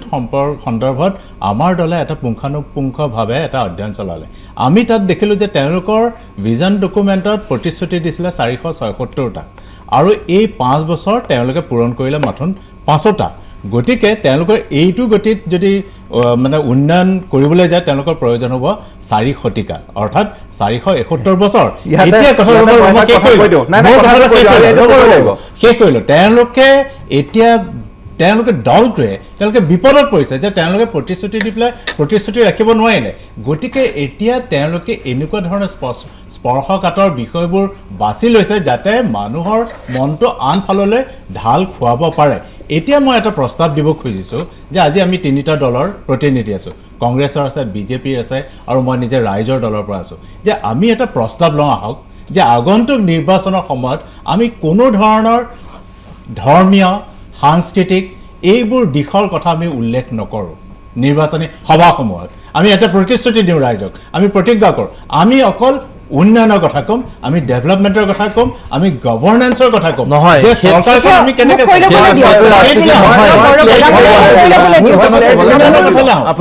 মই প্ৰস্তাৱ দিছোঁ মই মোৰ দলৰ তৰফৰ পৰা মই ক'ব পাৰোঁ যে মই এইটো প্ৰতিশ্ৰুতি দিব পাৰোঁ যে আমি তাৰ বাহিৰে একো কথা নকওঁ আপোনালোকে কওক যে আমি এইবোৰ কথা একো নকওঁ আমি উন্নয়নৰ কথা ক'ম আমি মূল্য বৃদ্ধিৰ কথা ক'ম আমি ৰাস্তা ঘাট কেনেকৈ উন্নতি কৰিব লাগে সেইটো কথা ক'ম আমাৰ নিবনুৱা 28 লাখ নিবনুৱাক আমি কেনেকৈ মই কৈ লৈছোঁ চাওক আজি ধৰ্ম সংস্কৃতিৰ কথা আমি বাদ দি কৰ্ম সংস্থাপনৰ সংস্কৃতি বনাব লাগে আমি সেনেকুৱা কথা পতাটো উচিত আৰু কংগ্ৰেছে কোনোদিনা ধৰ্মীয় ৰাজনীতি কৰা নাই আজি গোটেই ভাৰতবৰ্ষে জানে অসমে জানে ইয়াতে বহি থকা সকলোৱে গম পায় যে ধৰ্মীয় ভিত্তিত ৰাজনীতি কোনোদিনা কংগ্ৰেছে কৰা নাই কংগ্ৰেছে সদায় কৰ্ম সংস্থাপন আমাৰ দেশৰ উন্নতিৰ কাৰণেহে সদায় কাম কৰি গৈছে আজি চাওক তেওঁলোকৰ ভুৱা প্ৰতিশ্ৰুতিসমূহ নিৰ্বাচন কেন্দ্ৰিত যোনখন এবাৰ বাজেট ঘোষণা কৰিলে আজি 1000 কোটি টকা চাহ শ্ৰমিকৰ কাৰণে আজি ঘোষণা কৰি দিলে কিন্তু 351 টকা মজুৰিটোকে আজিলৈকে দিবলৈ পৰা নাই এছটি মৰ্যাদাই আজিলৈকে দিব পৰা নাই কিন্তু চাহ শ্ৰমিকসকল আজি খাত্ৰেমে হে বুলি ইয়াতে ভাষণ দি থৈ যায় তাৰোপৰি আজি চাওক অসম মালা যোনটো ঘোষণা কৰিছে তাৰ আগতে 5 বছৰ আগতে সাগৰমালা ঘোষণা কৰিছিলে সাগৰমালাৰ 5% কামহে আজি আৰম্ভ হৈছে গতিকে তেওঁলোকে যিবোৰ কথা কৈ আছে আজি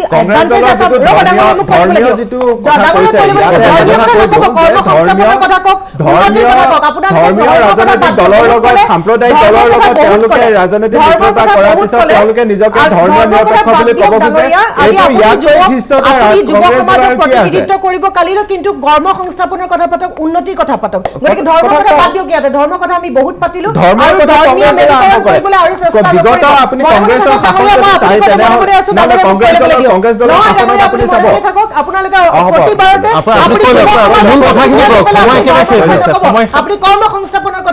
আজি নৰেন্দ্ৰ মোদী চৰকাৰ অহাৰ পিছতে আপোনাৰ যোৰহাট মেডিকেল কলেজ আৰু ফখৰুদ্দিন আলী আহমেদ মেডিকেল কলেজখন কিয় ৰদ কৰিব লগা হ'ল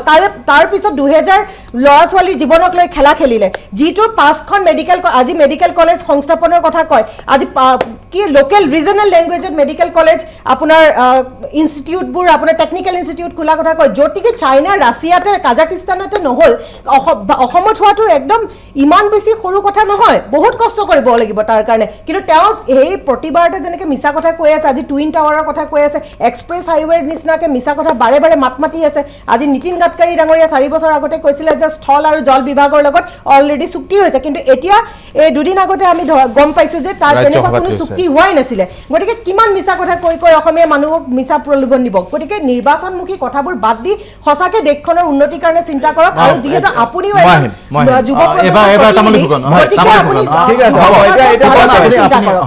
এতিয়া প্ৰথম কথাটো হ'ল কংগ্ৰেছৰ ক'ব লগাটো একো নাই গতিকে তেওঁলোকে নিজকে এতিয়া ধোৱা তুলসী পাত সজাব আহিছে আজি বিগত সময়ছোৱাত কংগ্ৰেছৰ শাসনত আটাইতকৈ বেছি গোষ্ঠীগত সংঘৰ্ষ আটাইতকৈ বেছি কংগ্ৰেছৰ দিনত হৈছিল আৰু আজি তেওঁলোকে কয় যে তেওঁলোক ধৰ্ম নিৰপেক্ষ তেওঁলোক কেৱল সাম্প্ৰদায়িক নহয়, তেওঁলোক খিলঞ্জীয়া বিৰোধী। তেওঁলোকৰ প্ৰত্যেকটো আজি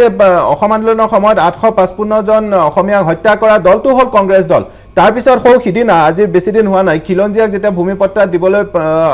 এটা যুঁজা কৰা হ'ল, সেই সময়তে কংগ্ৰেছ দলৰ চেয়াৰমেন আলিয়াই কিন্তু ভূমিপট্টা দিয়াৰ সময়ত সেই ভূমিপট্টা দিয়াটো বিৰোধ কৰিলে। একে সময়তে কংগ্ৰেছ দলৰ যি সভাপতি ৰিপুণ বৰা ডাঙৰীয়া তেওঁ কিন্তু চৰত গৈ পেলাই কৈছে যে আমি চৰত ভূমিপট্টা প্ৰদান কৰিম। এই তেওঁলোকৰ যিটো দ্বন্দ্ব, তেওঁলোকৰ যি খিলঞ্জীয়া বিৰোধী যিটো স্থিতি, সেই স্থিতিটো অসমবাসীয়ে স্পষ্টভাৱে বুজি পাইছে আৰু অসমীয়া জাতিয়ে স্পষ্টভাৱে বুজি পাইছে। আৰু এই সামগ্ৰিকভাৱে অসমবাসী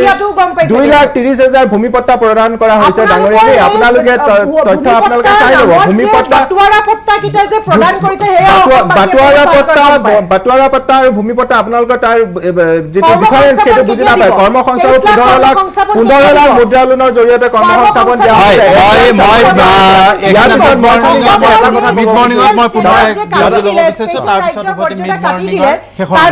লছখিনি কোনে ফুলফিল কৰিব?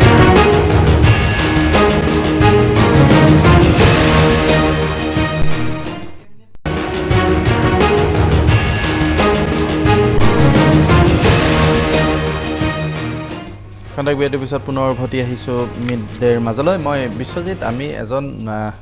নতুন প্ৰজন্মৰ যুৱক হিচাপে মই আপোনাক সুধিছোঁ যে পৃথিৱীখন বহুত সলনি হ'ল, আমাৰ ৰাজনীতিও আমি আকৌ আচলতে পিছুৱাই অহা নিচিনা উভতনি যাত্ৰাহে আৰম্ভ হৈছে। আমি আকৌ সংকীৰ্ণতাৰ মাজলৈ গতি কৰিছোঁ। এজন তৰুণ প্ৰজন্মৰ প্ৰতিনিধি হিচাপে, যুৱ প্ৰতিনিধি হিচাপে কি ধৰণৰ বিষয়ক লৈ ৰাজনীতি হোৱাটো আপুনি বিচাৰে? হয়, প্ৰথম কথাটো হ'ল আমাৰ মানুহখিনিক এতিয়া 3টা ৰাজনৈতিক দলৰ প্ৰতিনিধি আছে। 3টা ৰাজনৈতিক দলৰ প্ৰতিনিধিয়ে কিন্তু উন্নয়নৰ কথা ক'লে। তেখেত ৰাইজৰ দল, তেখেত কংগ্ৰেছ, তেখেত বিজেপিৰ। কিন্তু অসমত নিবনুৱা সমস্যা বা সংস্থাপনহীনতা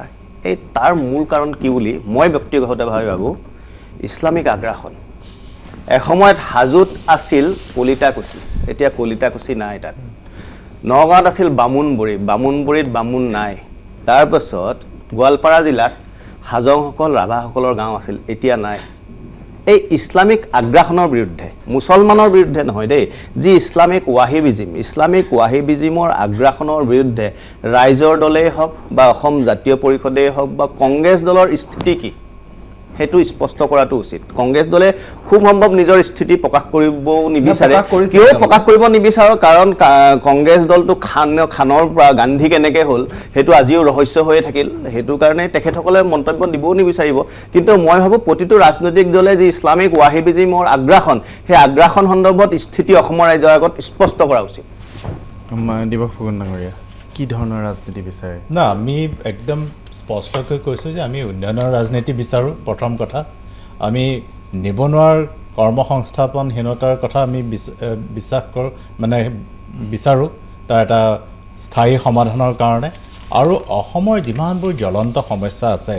যিবোৰে অসমবাসীক জ্বলাকলা খুৱাইছে, তাৰ আমি পৰিত্ৰাণৰ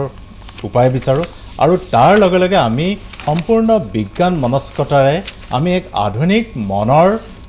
অসমবাসী গঢ়ি তুলিব বিচাৰোঁ, অসমীয়া জাতিটো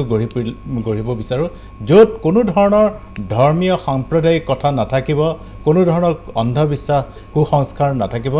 এখন আধুনিক বিশ্বত আধুনিক মনেৰে আগবাঢ়িব পাৰিব, নিজৰ ক্ষমতাৰে, নিজৰ উদ্যোগেৰে নিজৰ স্বকীয় স্থান যাতে বিশ্বত বা নিজৰ ৰাজ্যখনত যাতে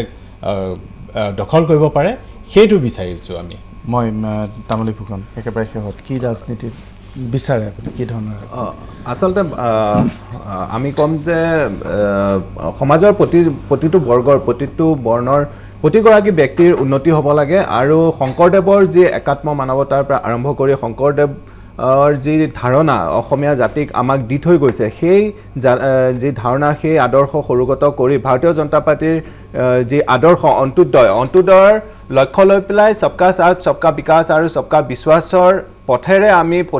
পথিত হৈ পেলাই আমি আগন্তুক সময়ত যাতে এখন আত্মনিৰ্ভৰশীল অসম গঢ়ি তুলিব পাৰোঁ, তাৰ লগতে জাতি মাটি ভেটিক সুৰক্ষা প্ৰদান কৰি অসমীয়া জাতিক আগুৱাই লৈ যাব পাৰোঁ, সেই তেনেকুৱা ধৰণৰ আমি ৰাজনীতি বিচাৰোঁ। আমি আগ্ৰাসন মুক্ত আমাৰ যি স্বাভিমানত যাতে কোনেও আঘাত আনিব নোৱাৰে, আমাৰ যি সত্ৰৰ মাটি কোনেও যাতে বেদখল কৰিব নোৱাৰে, আমাৰ যি কাজিৰঙা গড় আছে, অভয়াৰণ্য গড় আছে, সেই গড়ক যাতে কোনেও হত্যা কৰিব নোৱাৰে, আমি সেই প্ৰতিশ্ৰুতিৰে অসমবাসীক আগুৱাই লৈ যাব বিচাৰোঁ আৰু আগন্তুক সময়ত এখন সমৃদ্ধিশালী আৰু আত্মনিৰ্ভৰশীল অসম যাতে আমি গঢ়িব পাৰোঁ, আমি সেই ৰাজনীতি বিশ্বাস কৰোঁ। মই এষাৰ কথা ক'ব বিচাৰিম। বিশ্ববিখ্যাত মাৰ্টিন লুথাৰ কিং বুলি যোনগৰাকী আছিলে আমেৰিকান বেপ্টিষ্ট মিনিষ্টাৰ, তেখেত এজন যুৱ প্ৰতিনিধি আছিলে। তেখেতে এষাৰ কথা কৈছিলে যে যেতিয়া এখন দেশত ৰাজনীতি হ'ব ধৰ্মভিত্তিত, তেতিয়া সেই দেশৰ শাসনভাৰ সদায় ভুল মানুহৰ হাতত আছে। গতিকে আমি এনেকুৱা এটা ৰাজনীতি বিচাৰিম য'ত নেকি উন্নয়নৰ কথা হয়, য'ত আমাৰ দেশখন বহুত বেছি আগুৱাই আমি লৈ যাব পাৰোঁ। ধৰ্মীয় কথাকৈ পিছুৱাই যাতে ভাৰতবৰ্ষখন আৰু পিছুৱাই নাহে, আমি দেশৰ উন্নতিৰ কাৰণে কাম কৰিম, উন্নতি হকে চিন্তা কৰিম আৰু ভুৱা প্ৰতিশ্ৰুতিসমূহৰ পৰা ওলাই আহি পেলাই আমি সঁচাকৈ অসমৰ উন্নতি, ভাৰতবৰ্ষৰ উন্নতিৰ কাৰণে চেষ্টা কৰা এটা ৰাজনৈতিক শক্তি বিচাৰিম, য'ত নেকি কংগ্ৰেছে সদায় কৰি আহিছে আৰু ভৱিষ্যতেও কৰি যাব। আৰু 2021 চনৰ আপোনাৰ মে' মাহৰ পিছত কংগ্ৰেছে অসমৰ কাৰণে যথেষ্ট ভালকৈ কাম কৰিব চৰকাৰত অহাৰ পিছত, আৰু সেয়া অসমৰ ৰাইজে দেখিব আৰু অসমৰ ৰাইজে কংগ্ৰেছক নিশ্চয়। ধন্যবাদ জনাইছোঁ। এটা কথা ক'ব খুজিছোঁ শেষত, আৰু আমি এই ধৰণৰ ৰাজনীতি নিবিচাৰোঁ। হিন্দু, মুছলমান, অসমীয়া, বাঙালী, মাৰোৱাৰী, বিহাৰী, এইবোৰ ৰাজনীতি আৰু নিবিচাৰোঁ। অতিষ্ঠ হৈ গৈছে অসমবাসী, অতিষ্ঠ হৈ গৈছে সেইটোৱে মূল কথা। শংকৰদেৱৰ দৰ্শন, শংকৰদেৱৰ আদৰ্শ, শংকৰদেৱৰ যি জ্ঞান গভীৰ, তেওঁৰ যি সৃষ্টি আজি, সেইখিনিক লৈ যদি আমি ইমান দিনে তেওঁক প্ৰতিষ্ঠা কৰিব পাৰিলোহেঁতেন প্ৰকৃত অৰ্থত, তেতিয়াহ'লে এই সংকীৰ্ণতা, এই ঠেক পৰিসৰ আমাৰ মাজলৈ নাহিলেহেঁতেন। মই ধন্যবাদ জনাইছোঁ তামুলী ফুকন, বৰ্ণালী ফুকন, দিব্য ফুকন ডাঙৰীয়া, বিশ্বজিৎ নাথ আপোনালোকক এই সময়খিনি আমাক দিয়াৰ বাবে। পুনৰবাৰ কওঁ, গুৰুজনাক লৈ এইবোৰ কৰ্মকাণ্ডই গুৰুজনাৰ যি স্থান, সেই স্থান এধানি মানুহ ইফাল সিফাল কৰিব নোৱাৰে। তেওঁৰ যি শক্তি, সেই শক্তি কেতিয়াও হ্ৰাস নহয়, তেওঁৰ যি উচ্চতা, সেই উচ্চতা কেতিয়াও কমি নাযায়। এই ধৰণৰ আলোচনা বা এই ধৰণৰ ক্ষুদ্ৰ পৰিসৰত তেওঁক লৈ চলা চৰ্চাই তেওঁ আমাৰ মাজত যি স্থানত আছে সদায় সেই স্থানতেই থাকিব। কিন্তু ক্ষণিক সময়ৰ বাবে হ'লেও এনেবোৰ কৰ্মকাণ্ডই, এনেবোৰ কথা বতৰাই উত্তেজনাৰ সৃষ্টি কৰিব পাৰে আৰু আমাৰ সমাজত এটা বিশৃংখলতাৰ সৃষ্টি কৰিব পাৰে ক্ষণিক সময়ৰ বাবে। গুৰুজনাক লৈ সেইবাবে আমি কওঁ যে আচলতে গুৰুজনাক লৈ, আমাৰ সাতাম পুৰুষীয়া কৃষ্টিক লৈ আমি কোনেও ৰাজনীতি কৰিব নালাগে, আমি কোনেও ধেমালি কৰিব নোৱাৰে। সামৰিব বিচাৰিছোঁ মিড মৰ্ণিং। ধন্যবাদ।